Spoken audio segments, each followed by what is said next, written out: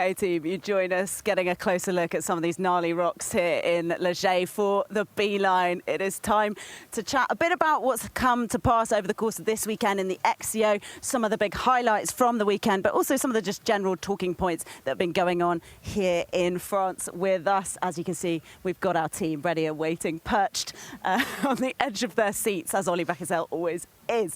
Now look, at the start of the weekend, certainly a lot of the talk was about some big names that were coming in. One name in particular, Mathieu van der Poel, Ollie, returning to mountain bike racing, and of course in the women's as well, Pieterse. We've seen a lot more of these kind of crossovers from road to mountain bike. What do you make of the way these two in particular handle it? Well, they're superstars. I mean, especially Mathieu van der Poel, he's one of the biggest cyclists in the world. He's won everything, 6 monument wins, recently a stage in yellow jersey in the Tour de France. But he loves mountain bike. It's his first passion. I was chatting to his press manager yesterday, Nico, and he was just like, oh, he loves the mountain bike. He just always wants to come back. It's his first passion. And he did a lot, like 2017, 18. He's won 10 short track World Cups, a few cross-country ones, and he loves it. And he wants to win. His big goal, mountain bike world champs, end of season goal. He's not going to the road worlds. He's focusing on that. But he has limited time, due to the fact that his road schedule, which is his main job, they're pulling him left, right and centre. He has to do that, and therefore when he rocks up here, he's on limited ride time, limited race time. He's on the back foot, so although he's so good, he's kind of handicapped with the rest of his, schedule, I guess. And Puck Peters is similar, had to do the Tour de France Femme. She's missing road worlds to try and keep her mountain bike world championship title, but again, it's so difficult. And we've seen Alan Hafferly. He's doing it the other way, mountain bike world champion, trying to mix up the road. Had a good road result recently, but it's so hard trying to do both when you're racing against guys that are just focusing 100% on this race. Yeah, what did you make of it this weekend, Josh? Because you spoke to, certainly to Mathieu after the race, and you're talking about, he obviously raced with us in Nove Mesto, and today he finished in 6th, right? Which is a big advance. How was he? How did he feel he's managing the time? I think he actually came across that he was enjoying himself. We did hear from Sam Gaze, his teammate, in the break, that Mathieu actually had a great time in Nove Mesto. He did land on his head multiple times, and I'm sure the bruises didn't feel too good afterwards, and the ego took a beating. But he came here with the right attitude. He put in a lot of time on the mountain bike recently. He was relaxed at the start, and you could feel and see how much he was enjoying this moment. This is not an easy track. It did suit him with the power, but you still had to make your way through the rocks and the roots, maintain your bike. There was a lot to consider, and I think he enjoyed himself today. And in terms of how it played out as well, for Pieterse, we were talking about perhaps, or Bart Benton's in studio was a bit worried, Annie, about her load, right? Because she's Tour de France Femme, and then here she was looking kind of fatigued. Yeah, I think she put quite a lot in for the Tour de France Femme.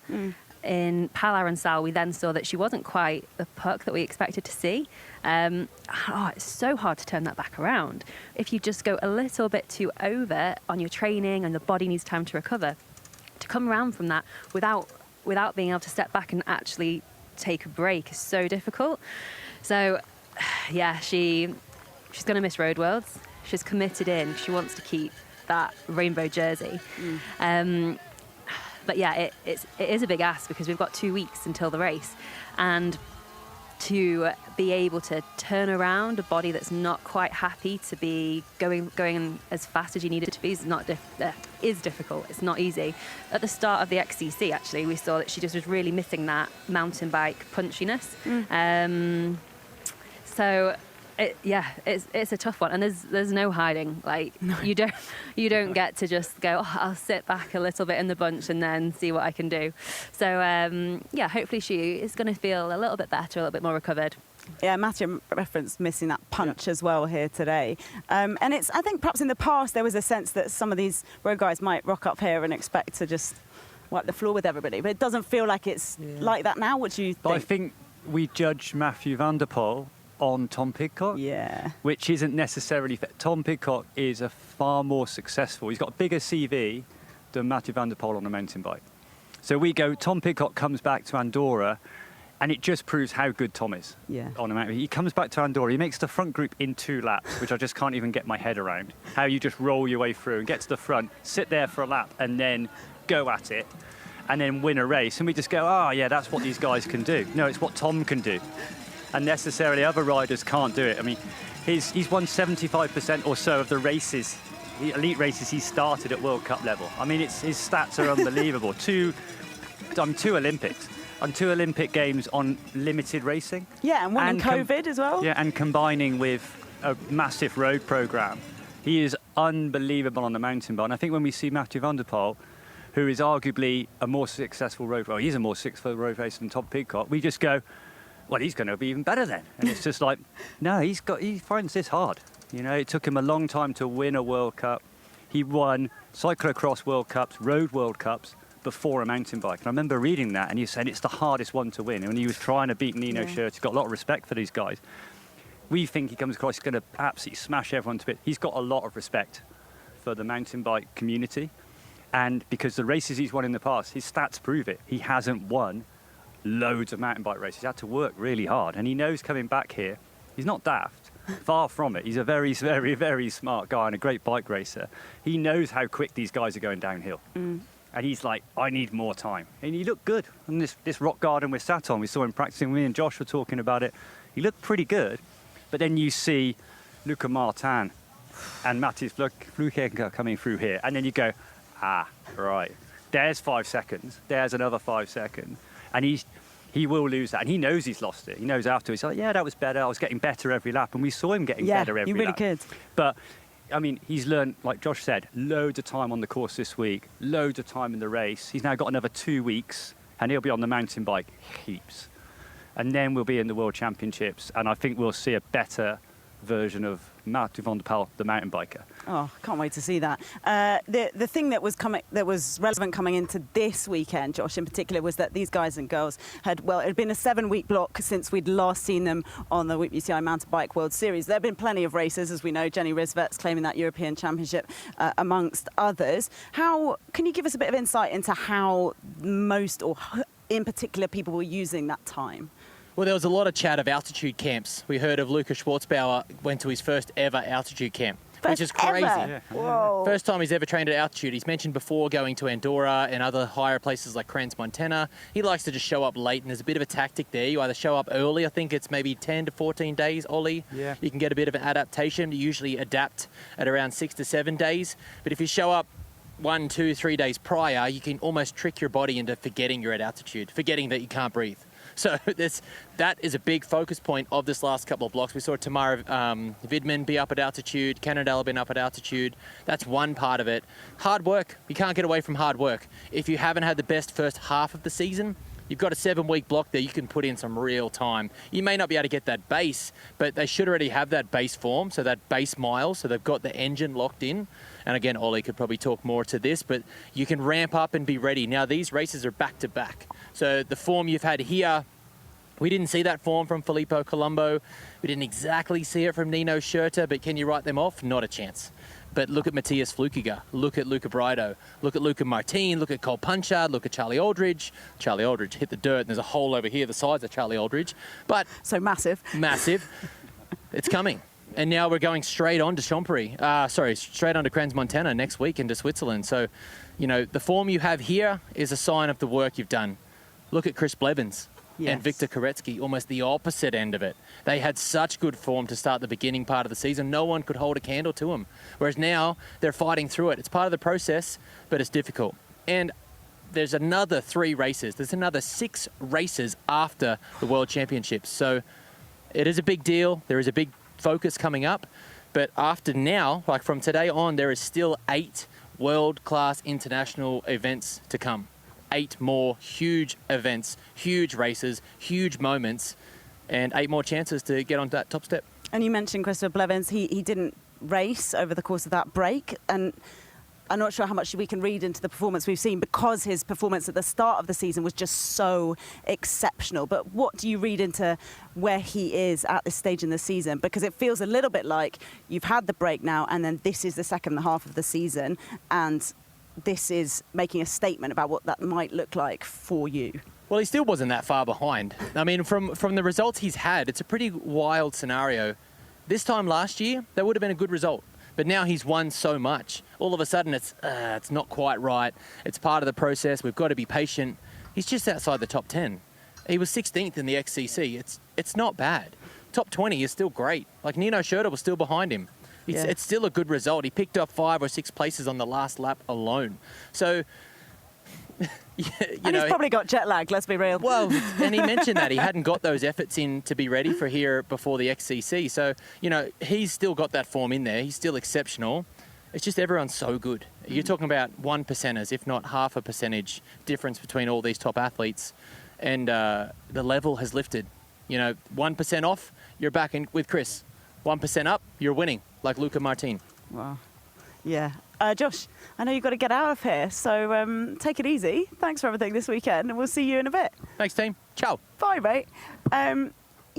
Intriguing stuff, actually, because you're talking about how everyone's managed. There's no cookie cutter approach to these time frames, but as we talked about quite a lot in the studio, this is a long season, and you have to decide. You can't peak every single weekend.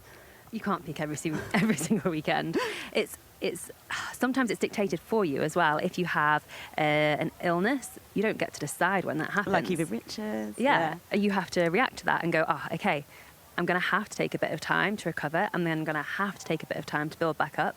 And actually, the goal that I thought I was going for is going to be moved, and it might be a different bike race. Right. I really think that this is so hard to get this midsummer break, right?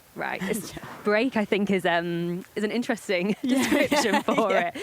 Phase?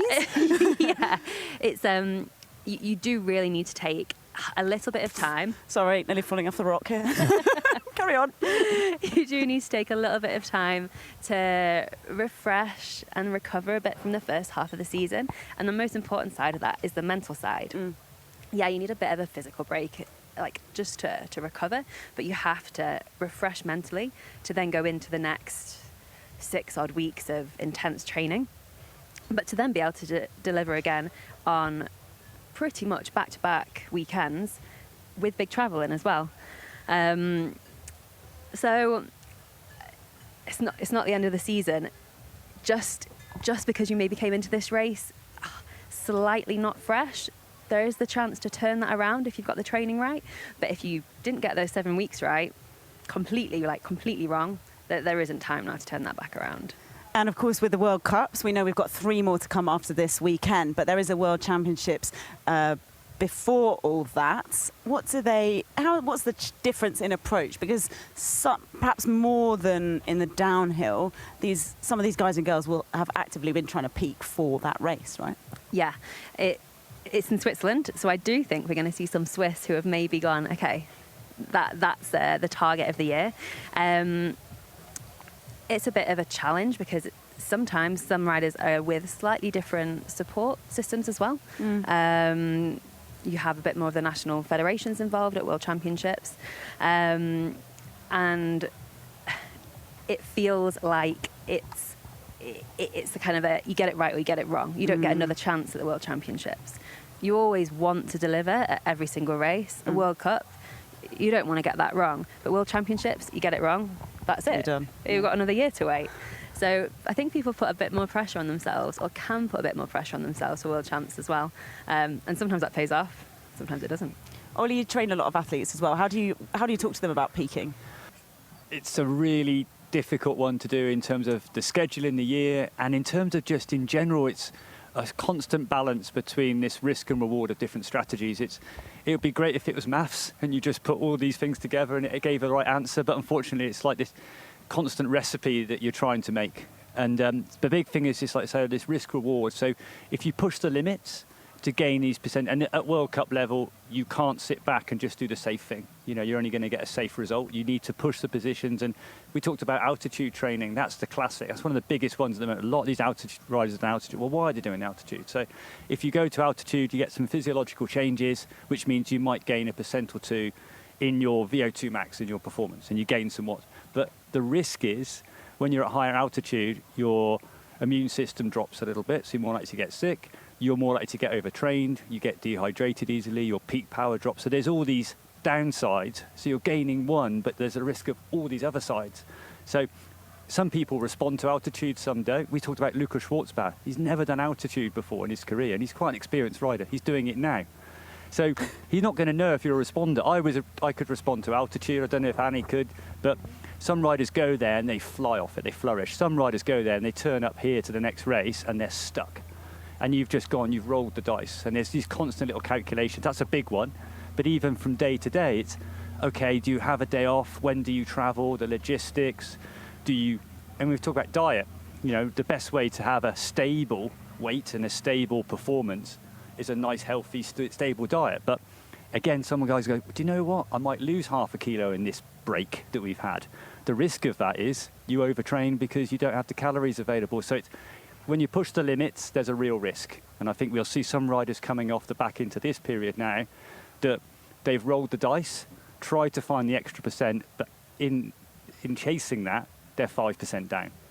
So it's going to be interesting to see how it all plays out. And we've got 3 races on the World Cup circuit to go, and we've got a World Championships to come as well. As Josh says, big races, and intriguing to see who's mapped it the most perfectly, because that will be, I guess, your world champion and your overall World Cup winner. Now, in terms of this weekend, it was wall-to-wall highlights, really, wasn't it? I mean, we saw first-time winners, and then we saw from Jenny Rissveds this accomplished, calm performance that led to her winning the double for the first ever time. Should we start there, Annie? What did you make of what she delivered this weekend? A first double is a massive achievement. She's been on the circuit for a long time. She's been an Olympic champion. She's won many big races, but it's her first double.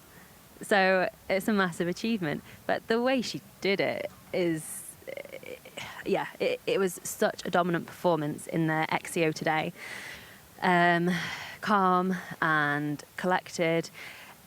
The first climb, she immediately got a bit of a gap, and I think that a less experienced rider, even if they'd felt that they were within themselves, would have panicked a little bit at that point, looked behind and gone, oof, maybe I've overcooked it already. But she didn't look behind, because she didn't need to, because she knew what she could deliver. And as it turned out, the 2 behind her were just taking each other out in that amazing battle for second. Yeah, exactly. So she got to then ride her perfect race. And that then meant that we had this great battle behind. To start with, there were kind of 4 of them, like going for those podium positions, and then it came back down to Alessandra and to Sammy, and we got to see a great race for 2nd and 3rd place. We got to see them scrapping, we got to see them fighting for lines. Unfortunately, Sammy had that flat on that last lap, but we had a great race.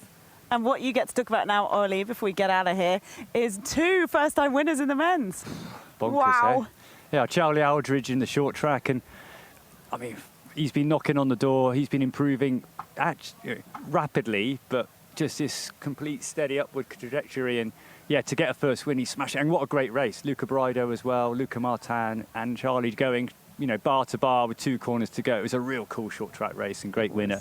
And then going into the cross country. Oh my days. Yeah. I mean, we had, Mathieu van der Poel, superstar in cycling, 33rd on the grid. They know he's coming. How quick can he get to the front?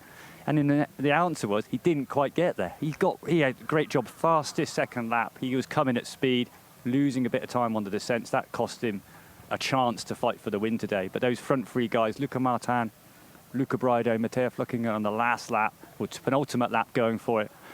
But Luca Martin, the descending. Oh my goodness. He closed in 8th. When Brido on that climb, I was like, Brido was my pick, so I was like, he's got it. I'm saying to Rick, right, I told you I was right, he's done. But you watch Luca Martin hit this descent, 8-second gap. Brido's no slouch. He closed it, but the speed he went down, he was just in the air for half of it. To close back on and then attack, to win your first World Cup. He's only a first-year elite rider. There's so many things that make it an amazing result. Winning a race, well, that's amazing, but it's in France, first World Cup, first elite season, in the French Champ Top. We put all this together, and it just makes it even better. So it's, I think, what a victory. He's a cool guy. He's a young French rider, and there's some big shoes to fill.